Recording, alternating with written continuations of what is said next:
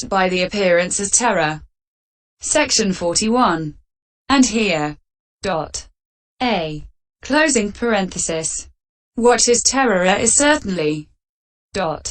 A. Suffering, and what is suffering is purely. A. Closing parenthesis. Worldly, since it is not free from the worldliness of the rounds of becoming, of the world, and of defilements, and what is worldly consists solely of. A. Formations. Therefore it is said that. A. Understanding of appearances terror thus arising is suffering, is knowledge of danger, and so on. And while this is so, still there is a difference to be understood here in the way these things beginning with arising occur. Since there is a difference in their mode with the mode of terror, the mode of suffering, and the mode of worldliness. Section 42. 10 knowledges he understands. One who understands knowledge of danger understands, penetrates, realizes 10 kinds of knowledge, that is, the 5 based on arising, etc., and the 5 on non-arising, and so on. When skilled in these 2 kinds of knowledge, with skill in the 2, that is, knowledge of danger and knowledge of the state of peace, the various views will shake him not. He does not vacillate about views that occur, such as the ultimate Nibbana is here and now. The rest is clear. Knowledge of contemplation of danger is ended. Knowledge of dispassion. Section 43. When he sees all formations in this way as danger, he becomes dispassionate towards, is dissatisfied with, takes no delight in the manifold field of formations belonging to any kind of becoming, destiny, station of consciousness, or abode of beings. Just as a golden swan that loves the foothills of Cheetah Peak finds delight, not in a filthy puddle at the gate of a village of outcasts, but only in the 7 great lakes. C13. Closing parenthesis. So too this meditator swan finds delight, not in the manifold formations seen clearly as danger, but only in the 7 contemplations, because he delights in development. And just as the lion, king of beasts, finds delight, not when put into a gold cage, but only in Himalaya with its 3,000 leagues extent, so too the meditator lion finds delight, not in the triple becoming of the happy destiny, but only in the 3 contemplations. And just as Chadanta, king of elephants, all white with 7-fold stance, possessed of supernormal power, who travels through the air, finds pleasure, not in the midst of a town, but only in the Chadanta lake and wood in the Himalaya, so too this meditator elephant finds delight, not in any formation, but only in the state of peace seen in the way beginning non-arising as safety, and his mind tends, inclines, and leans towards that. Knowledge of contemplation of dispassion is ended. Section 44. Knowledge of contemplation of danger is the same as the last 2 kinds of knowledge in meaning. Hence the ancients said, knowledge of appearance as terror, while one only has 3 names. It saw all formations as terror, thus the name appearance as terror arose. It aroused the appearance of danger in those same formations, thus the name contemplation of danger arose. It arose, becoming dispassionate towards those same formations, thus the name contemplation of dispassion arose. Also it is said in the text, understanding of appearances terror, knowledge of danger, and dispassion. These things are one in meaning, only the letter is different. Pice 263. Knowledge of desire for deliverance. Section 45. When, owing to this knowledge of dispassion, this clansman becomes dispassionate towards, is dissatisfied with, takes no delight in any single one of all the manifold formations in any kind of becoming, generation, destiny, station of consciousness, or abode of beings, his mind no longer sticks fast, cleaves, fastens onto them, and he becomes desirous of being delivered from the whole field of formations and escaping from it. Like what?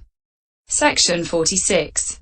Just as a fish in a net, a frog in a snake's jaws, a jungle fowl shut into a cage, a deer fallen into the clutches of a strong snare, a snake in the hands of a snake charmer, an elephant stuck fast in a great bog, a royal naga in the mouth of a superhero, the moon inside Rahu's mouth, a man encircled by enemies, etc.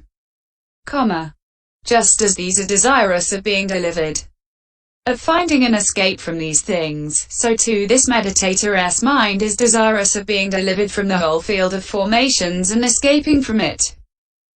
Then, when he thus no longer relies on any formations and is desirous of being delivered from the whole field of formations, knowledge of desire for deliverance arises in him.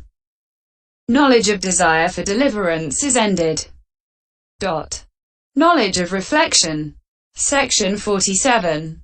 Being thus desirous of deliverance from all the manifold formations in any kind of becoming, generation, destiny, station, or abode.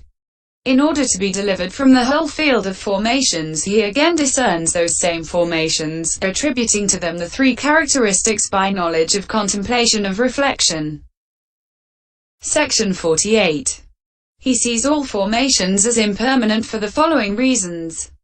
Because they are non-continuous, temporary, limited by rise and fall, disintegrating, fickle, perishable, unenduring, subject to change, causeless, due to be annihilated, formed, subject to death, and so on.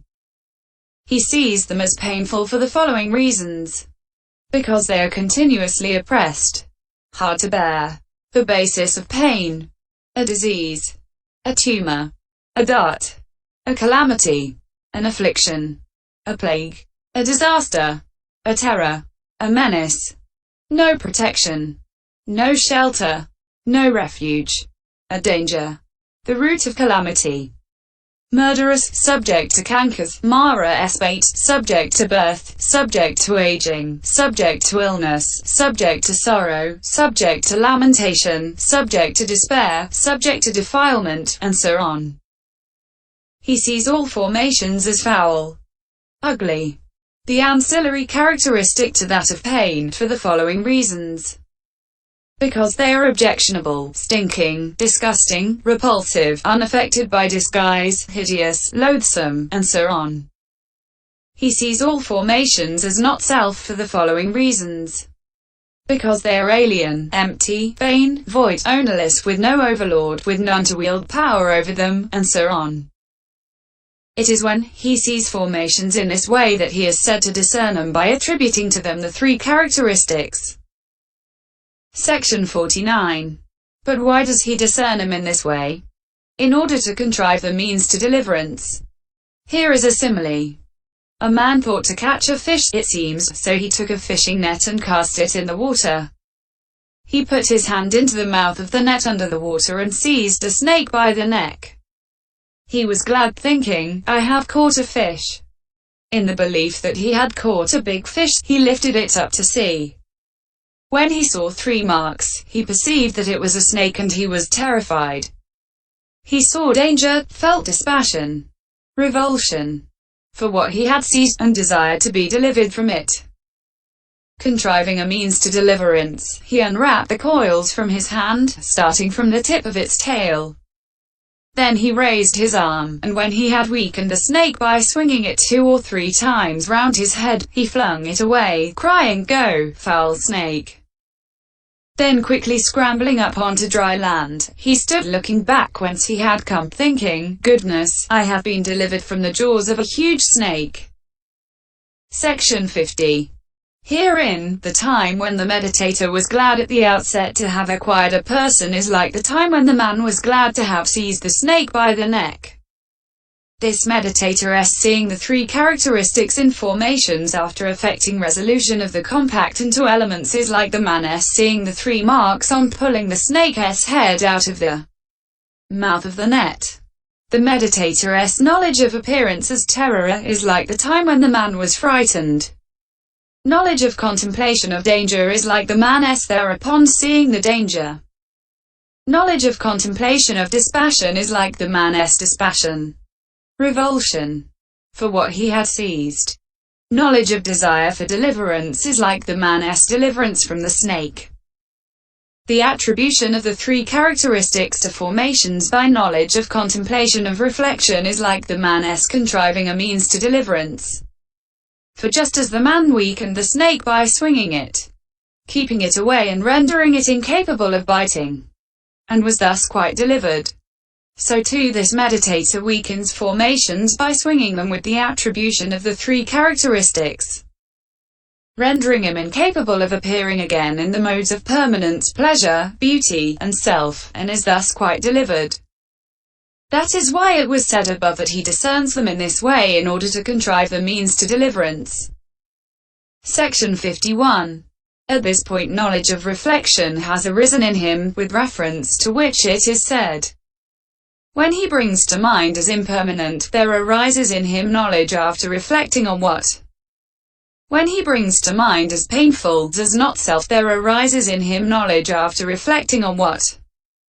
When he brings to mind as impermanent, there arises in him knowledge after reflecting on the sign. When he brings to mind as painful, there arises in him knowledge after reflecting on occurrence. When he brings to mind as not self, there arises in him knowledge after reflecting on the sign and occurrence. Pice 263. Section 52. As here after reflecting on the sign means having known the sign of formations by means of the characteristic of impermanence as unlasting and temporary. Of course, it is not that, first having known, subsequently knowledge arises. But it is expressed in this way according to common usage, as in the passage beginning, due to lit. Having depended upon mind and mental object, mind consciousness arises. MI 112. And so on. Or alternatively, it can be understood as expressed thus according to the method of identity by identifying the preceding with the subsequent. The meaning of the remaining two expressions, that is, occurrence and the sign and occurrence, should be understood in the same way. Knowledge of contemplation of reflection is ended. Discerning formations as void. Section 53. Having thus discerned by knowledge of contemplation of reflection that all formations are void. CS 3167. He again discerns voidness in the double logical relation 18 thus. This is void of self or of what belongs to self. M 2263. Pice 236. When he has thus seen that there is neither a self nor any other thing or being occupying the position of a self-s property, he again discerns voidness in the quadruple logical relation as set forth in this passage. I am not anywhere anyone's owning, nor is there anywhere my owning in anyone. Na hoi kava kani kasachi kan kanat asmiri naca mama kavo kani kisminchi kan kanat athi. Opening parenthesis. M 2263. How? Section 54. Opening parenthesis. I.